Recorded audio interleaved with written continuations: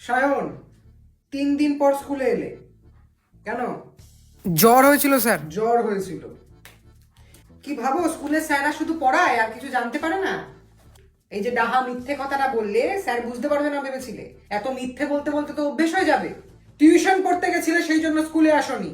School miss করে tuition পড়ছো তো? পড়ো পড়ো, যত খুশি টিউশন পড়ো। স্কুলের মাস্টার আমরা কিছু তো পড়াতেই পারি না, আমরা তো কিছু জানি না, সবই ওনারাই জানে।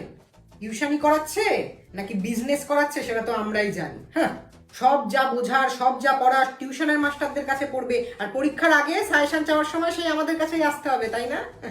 তখন তো টিউশন মাস্টাররা কিছু দিতে পারে না। দিতে পারবে কি করে? জানলে তো পারবে। কোনো রকমে কলেজে ওটা ছেলেমেয়েগুলোর কাছে তোমরা টিউশন পড়তে যাও, আরে ওরা নিজেরা সিলেবাস সম্পর্কে কিছু জানে? ছেলে খেলা নাকি পড়ানোটা? তোমাদের বলে কি হবে? তোমাদের মা বাবাদেরও বলি হয়, হাজার হাজার টাকা নষ্ট করে টিউশন পাঠাচ্ছে। টিউশনে গিয়ে কি করো তোমরা? অর্ধেক দিন তো টিউশন বাং করো, নয়তো টিউশনে গিয়ে প্রেম করার তাল করো। হ্যাঁ,